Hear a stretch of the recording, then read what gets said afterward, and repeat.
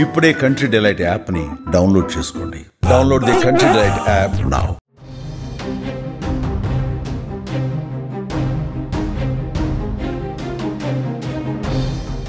Royal Challengers Bengaluru విజయోత్సవం silicon నగరంలో ఘోర విషాదాన్ని నింపింది. చిన్నస్వామి స్టేడియం వద్ద ఆర్సీబీ గెలుపు సంబరాల్లో కొందరు ఫ్యాన్స్ ఒళ్ళు మిన్ను తెలియకుండా ప్రవర్తించారు. పిచ్చి చేష్టలు, వెర్రి పనులతో పరమ చెత్తగా ప్రవర్తించారు. బుధవారం సాయంత్రం చిన్నస్వామి స్టేడియంలో కోహ్లీ జట్టుకు సన్మానోత్సవం ఉండగా కల్లారా చూడాలని వేలాది మంది అభిమానులు తరలివచ్చారు. గేట్ 12 వద్ద వారిని నిలువరించడానికి పోలీసులు లాఠీచార్జ్ చేయటం, జనం నలుదిక్కులా పరుగులు తీశారు. దాంతో బారికేట్లను తీయగానే ఒక్కసారిగా జనం ఎగబడిపోయి లోపలికి వెళ్లటం వల్ల ఒక్కసారిగా తొక్కిసలాట జరిగింది. ఈ తొక్కిసలాటలో 11 మందికి పైగా మృతి చెందారు. అలాగే మరికొంతమంది గాయాల పాలయ్యినట్లుగా తెలుస్తోంది. మరి ఇక్కడ చోటు చేసుకున్న ఈ ఘటనకి సంబంధించి ఇంకా ఒక స్పష్టత అయితే ఇంకా రాలేదు. ఈ ఘటననైతే అక్కడి ప్రభుత్వం చాలా సీరియస్ గా తీసుకున్నట్లుగా తెలుస్తోంది. అలాగే ఈ ఘటనలో చనిపోయిన వాళ్ళ ఫుల్ డీటెయిల్స్, పూర్తి వివరాలు కూడా ఇంకా బయటికి రానట్లుగా తెలుస్తోంది.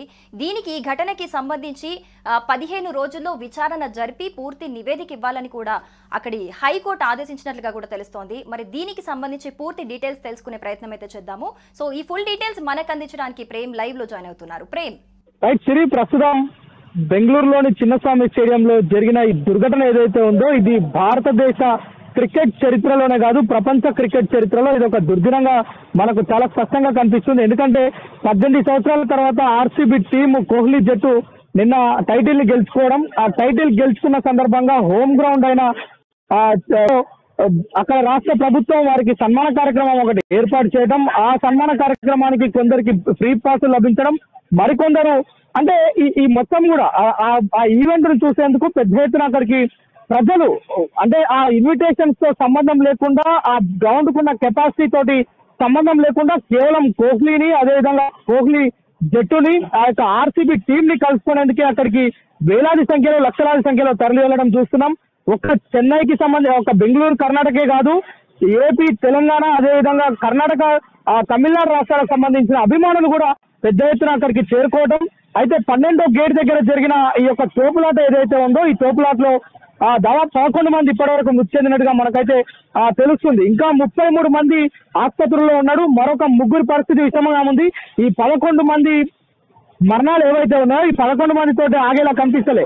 ఎందుకంటే ఈ మృతుల సంఖ్య ఇంకా పెరిగేలా ఉంది. ముఖ్యంగా ఆంధ్రప్రదేశ్ కి సంబంధించిన దేవి అనే ఒక అమ్మాయి, తను కోయంబత్తూరులో ఉద్యోగం చేస్తుంది. ఉద్యోగరీత్యా కోయంబత్తూరులో నివాసం ఉంటున్న ఆమె బెంగళూరులో నిన్న జరిగిన ఈవెంట్ ను చూసేందుకు కోయంబత్తూరు నుంచి అంటే చెన్నై నుంచి తను బెంగళూరుకి నిన్న ఈవినింగ్ ఈవెంట్ చూసేందుకే వచ్చింది. ఈవెంట్ ను చూసేందుకు వచ్చి అక్కడ జరిగిన ఈ యొక్క తొక్కిస్లాట్ లో ప్రాణాలు కోల్పోయినట్లుగా మనకు తెలుస్తుంది. అదేవిధంగా విజయవాడలో జరిగిన ఏదైతే విజయోత్సవ ర్యాలీ అక్కడ స్థానిక యువకులు విజయవాడలో నిర్వహించినట్లుగా తెలుస్తుంది.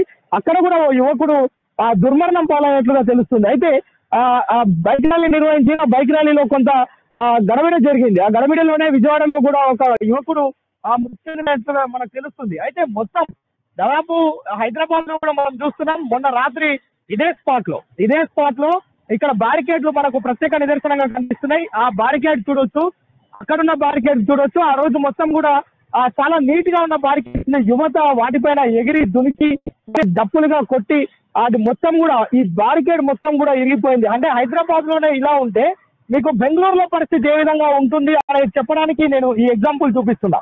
మొన్న రాత్రి మనం ఇక్కడ కవరేజ్కి వచ్చినాం, చూడొచ్చు. ఇది నామరూపాలు లేకుండా పోయింది బ్యారికేడ్. ఇది ఒక్కటే కాదు, 1, 2, అక్కడ 3, అక్కడ 4, మొత్తం ఈ సెంటర్ లో, ఈ చౌరస్తాలో సెక్రటేరియట్ ముందున్న ఈ 4 ఈ విధంగా ఉంటే దాదాపు మనం చూడొచ్చు.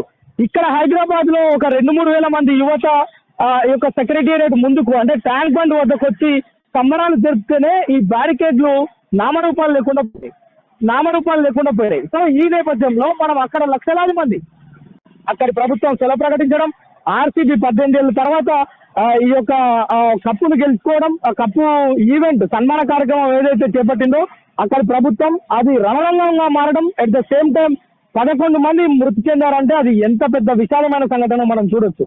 ఇలాంటి ఘటనలో ఇక్కడ తప్పవరిది అంటే ఈ పోలీసులు నమోదు చేసిన ఎఫ్ఐఆర్ లో కూడా నిందితులు ఎవరుగా కూడా చేర్చలే. అటు పోలీసుల పైన, ప్రభుత్వం పైన చేర్చలేదు, అనుమానితుల పైన చేర్చలేదు, లేదంటే టికెట్లు లేని వారి పైన చేర్చలేదు, నిర్వాహకుల పైన చేర్చలేదు. కేవలం అక్కడున్న హైకోర్టు, కర్ణాటక హైకోర్టు మాత్రం ఇప్పటికీ కేసును సుమోటోగా తీసుకొని విచారణ అయితే చేపడుతుంది. దీనిపైన 15 రోజుల్లో చాలా స్పష్టమైన నివేదిక ఇవ్వాలని ప్రభుత్వాన్ని ఆదేశించడం మనం అక్కడ చూస్తున్నాం. మరోవైపు ఈ రోజు మధ్యాహ్నం 2:30కు బెంగళూరుకు సంబంధించిన హైకోర్టులో దీనిపైన విచారణ జరగనుంది. ఈ విచారణలో కోర్టు ఏం కీలకమైన తీర్పు ఇస్తుంది, కోర్టు ఎలాంటి కామెంట్స్ చేస్తుంది అనేది కూడా చూడొచ్చు. చాలా ఆశ్చర్యం, అంటే ఇక్కడ ఒక సస్పెన్స్ అయితే నెలకొంది. ఎందుకంటే పోలీసులు ఎఫ్ఐఆర్ లో డీటెయిల్స్ నమోదు చేసుకోవడం, సుమోటోగా హైకోర్టు కేసు తీసుకోవడం, సో ఇదంతా చూస్తే 11 మంది మృతి చెందడం, వీరందరికి సంబంధించిన కుటుంబాలు శోకసంద్రంలో మునగడం. నిజానికి మనం సోషల్ మీడియాలో చూస్తుంటే చాలా పాజిటివ్ గా, చాలా నెగిటివ్ గా భిన్నమైన స్పందనలు వస్తున్నాయి. ఎందుకంటే ఏం క్రికెట్, ఎవరికి అక్కడికి వచ్చే క్రికెట్ కప్పు కొట్టింది ఎవరు, చనిపోయింది ఎవరు, సంబరాలు చేసేది ఎవరు అని చెప్పి వస్తున్న పరిస్థితి. ఎందుకంటే నిజానికి చాలా మంది నేను మా అభిమాన టీం ఇక్కడ క్రికెట్ కప్పు కొట్టింది, లేదంటే IPL లో టైటిల్ విన్ అయింది, కోహ్లీని చూసేందుకు వెళ్తున్నా అని చెప్పి చాలా సంతోషంగా ఇంట్లో చెప్పి వెళ్ళిన వాళ్ళు అక్కడ మృతదేహాలుగా చెల్లాచెదురుగా పడి ఉన్న ఆ యొక్క హృదయ విదారకమైన సంఘటన మనకు చిన్నస్వామి స్టేడియం దగ్గర కనిపిస్తుంది. సో ఈ ఘటనకు ఎవరు కారణం అని ఎవరిని నిందించాలి? ఇప్పుడు వాస్తవానికి ఇంట్లో నుంచి పంపించిన తల్లిదండ్రులను నిందించాలా, ప్రభుత్వం అక్కడ ఈవెంట్ నిర్వహించిన ప్రభుత్వాన్ని నిందించాలా, చర్యలు తీసుకొని పోలీసులను నిందించాలా, ఎవరిని నిందించాలనే విషయాన్ని పక్కన పెడితే ఒక ఘోరమైన తప్పిదం జరిగింది, ఒక ఘోరమైన నష్టం ఇక్కడ మనకు కనిపిస్తుంది. ప్రేమ్, దీనికి సంబంధించి అక్కడి ప్రభుత్వం, కర్ణాటక ప్రభుత్వం కూడా ఈ ఘటనని చాలా సీరియస్ గా తీసుకున్నట్లుగా తెలుస్తోంది. దీనికి సంబంధించి ఒక స్పష్టత లేని నేపథ్యంలో దీనికి సంబంధించి విచారణ జరిపి నివేదిక ఇవ్వాలి అని కూడా అక్కడి హైకోర్టు కూడా ఆదేశించినట్లుగా తెలుస్తోంది. మరోపక్క పోలీసులు దీనికి సంబంధించి ఎఫ్ఐఆర్ ఫైల్ చేసినా కూడా అందులో ఎవరి పేర్లు కూడా రాయకపోవడం కూడా ఒక అనుమానానికి తావిస్తోంది. దీన్ని ఎలా చూడొచ్చు అంటారు? అంటే అనుమానాలు అనే దానికంటే కూడా మనం ఫస్ట్ ఇక్కడ ఈ ఘటన జరిగిన దానిపైన పోలీసులకు కూడా ఇప్పటివరకు స్పష్టత రాలేదు. వాస్తవానికి ఏమైందంటే చాలా మందికి 12వ గేట్ దగ్గర ఎవరైతే ఉచిత పాసులు తీసుకున్న వాళ్ళు ఉన్నారు, పాసులను కొనుక్కున్న వాళ్ళు ఉన్నారు, ఎట్ ద సేమ్ టైం పాస్లతో సంబంధం లేకుండా అభిమానంతోనే, కేవలం అభిమానంతోనే హైదరాబాద్ ఏదైతే బెంగళూరులో చిన్నస్వామి స్టేడియంలో RCB జట్టు మొత్తం వస్తుంది అనే విషయం తెలుసుకున్న అక్కడ ఈ వార్త గమనంలో వ్యాపించింది.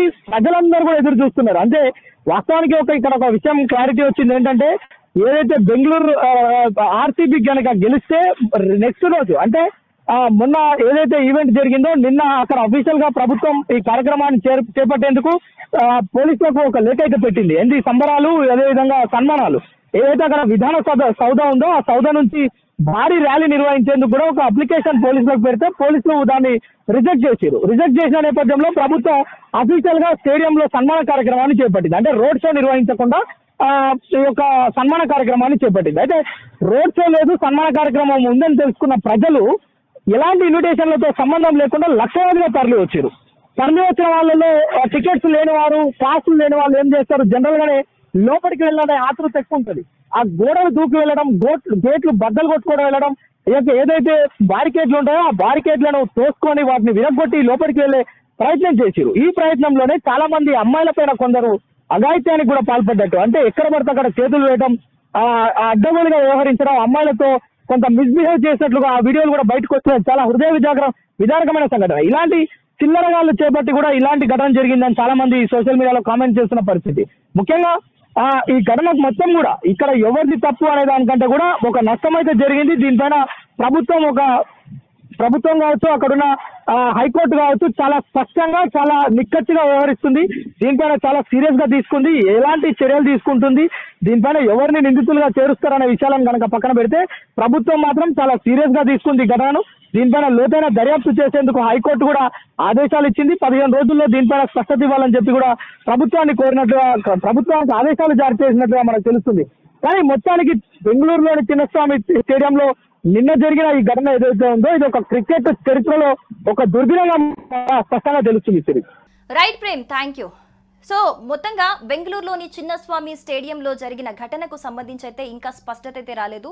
ఈ ఘటనకు సంబంధించి అక్కడ హైకోర్టు కూడా 15 రోజుల్లో పూర్తి నివేదిక సమర్పించాల్సిందిగా ఆదేశించింది. సుమన్ టీవీలో మీ పర్సనల్ అండ్ బిజినెస్ ప్రమోషన్స్ కోసం కింది నెంబర్కి కాంటాక్ట్ చేయండి.